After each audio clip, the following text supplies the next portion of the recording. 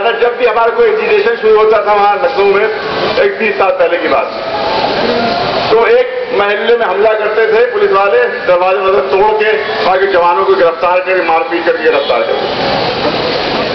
برابر کے محلے والے سوچتے تھے کہ ہم تو محفوظ ہیں، دوسرے محلے پر پولیس والے نے حملہ کیا ہے، لہٰذا ہم سے کوئی بدتر.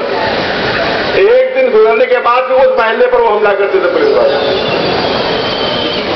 پھر وہاں دروازے توڑ کر اندر گھستے تھے اور نوجوانوں کو گرفتار کر لیتے تھے مار پیٹ کے ان کو. تو پہلے والے محلے سوچتے تھے کہ جب ہمارے گرفتار ہوئے تو یہ نہیں بولے تو ہم بھی ابھی کے لیے نہیں بولے. تو پورے شہر میں یہی امداد اختیار کرتے تھے. 2-3 سال تک انہوں نے یہی امتیاز اختیار کیا. 2-3 سال تک لکھنؤ کی مثال، تجربے کی بات آپ کے سامنے پیش کر رہا ہوں. 3-4 سال تک یہی ہوتا رہا.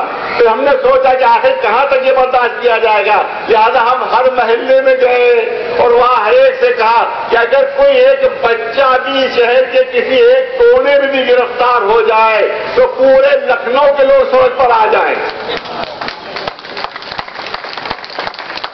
لوگوں نے کہنا شروع کیا کہ صاحب پولیس مارے گی، پیٹے گی، ہاتھ پیر توڑے گی.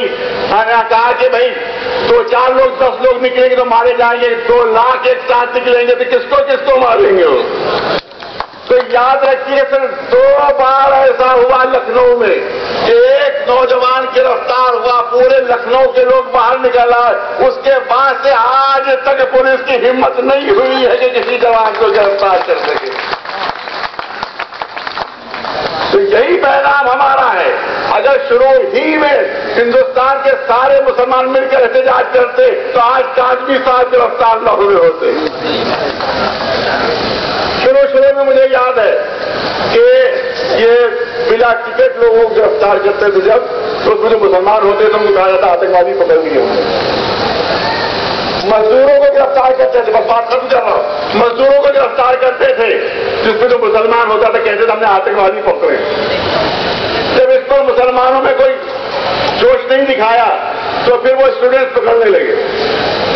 جب اس پر بھی کوئی جوش نہیں دکھایا تو بھی انجینئرنگ تعلیم حاصل کرنے والے اور ریسرچ اسکالر پکڑنے لگے کہ جیسا بچہ ہاؤس میں ہوگا. اس میں بھی جب مسلمان متحد نہیں ہو سکے تو اب کاظمی صاحب کا نمبر آیا.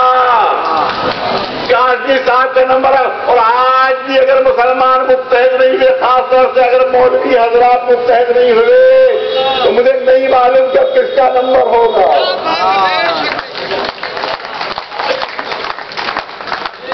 لہذا اتحاد کے ساتھ ہم کو آنا ہے اور اتحاد کے ساتھ مظاہرہ کرنا ہے. اور اب یہ اعلان ہو گیا ہے 10 لاکھ، تو ہم کو اس بات کو سچ دکھانا ہوگا کہ یہاں دہلی کی سڑکوں پر 10 لاکھ سے زیادہ مسلمان جمع ہو جائیں.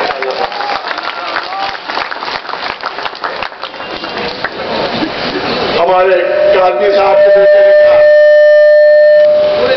صاحب کے بیٹے نے کہا کہ ایک کانگریسی MLA ہیں حسن احمد، ان سے انہوں نے کہا کہ ہم سونیا گاندھی سے ہم ملنا چاہتے ہیں اور ان کی اہلیہ اور بچے ملنا چاہتے ہیں. تو حسن احمد صاحب نے جواب دیا کہ سونیا گاندھی جی نے ملنے سے انکار کر دیا، اس لیے انکار کر دیا کہ تمہارا باپ دہشت گرد، ہم دہشت گرد کی فیملی سے نہیں ملتے. میں تو سمجھتا ہوں کہ جملے ہی توہین عدالت ہیں. اتنی بڑی شخصیت یہ عدالت کی توہین کر رہی ہے. ابھی چارج شیٹ بھی پولیس نے نہیں دی، ابھی چارج شیٹ بھی نہیں دی ہے پولیس نے. اس کے بعد ہمارے ملک کی سربراہ ایک عورت کہہ رہی ہے کہ کیونکہ دہشت گرد ہے اس لیے ہم اس کی فیملی سے نہیں ملیں گے. اب ہم کانگریس سے کیا انصاف کی امید رکھ سکتے ہیں؟ اس کا سربراہ ہی نہیں ہے.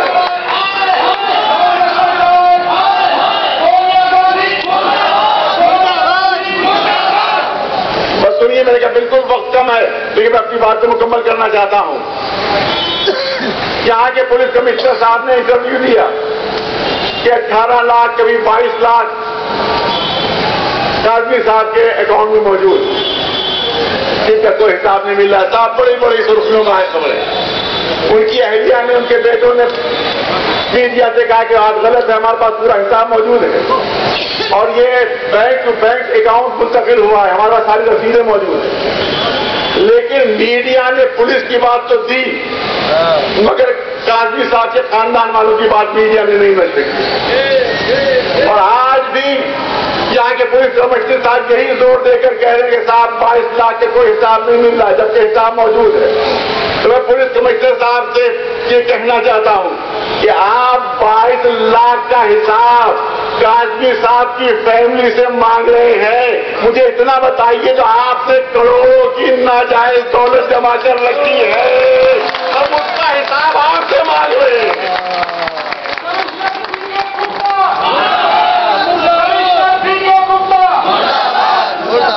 اربوں روپے کی ناجائز دولت کیا کہ کمشنر نے جمع کر رکھی ہے، اور یہ کیسا پرائم منسٹر یہاں کا ہے کہ دلی جو ہارٹ آف انڈیا ہے اس میں ایسے کو کمشنر بنایا ہے کہ جو 2 بار کرپشن کے الزام میں سسپینڈ ہو چکا ہے۔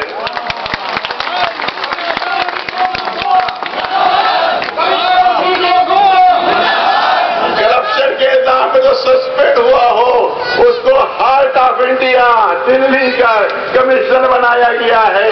لہذا ہمارا مطالبہ یہ ہے کہ ان کے پاس جو ناجائز دولت جمع ہے اس کے لیے تحقیقات کی جائے کہ ان کے پاس یہ دولت کہاں سے آئی۔ اور سب کی بات مکمل کر رہا ہوں، ایک بات کہی جاتی ہے ہر جوان کے سلسلے میں، عامر خان کے سلسلے میں کہا گیا کہ اقبال کا بیان موجود ہے۔ اس زمانے مجھے یاد ہے کہ میڈیا میں آ رہا تھا اقبال کر دیا اور انہوں نے اپنے جرم قبول کر لیا، اور آج عدالت نے ثابت کر دیا بے گناہ۔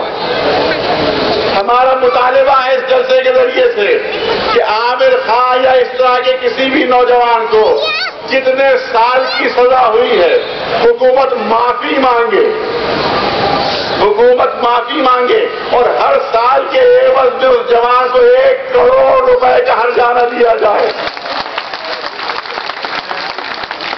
ہر سال کے عوض 1 کروڑ کا ہرجانہ دیا جائے، اور جن پولیس والوں نے جس ایجنسی والوں نے اس نوجوان کو گرفتار کیا ہے تو جتنے سال اس نوجوان نے بے گناہ نوجوان نے جتنے سال جیل میں گزارے ہیں ان پولیس والوں کو 3 سال جیل کی سزا ملنا چاہیے۔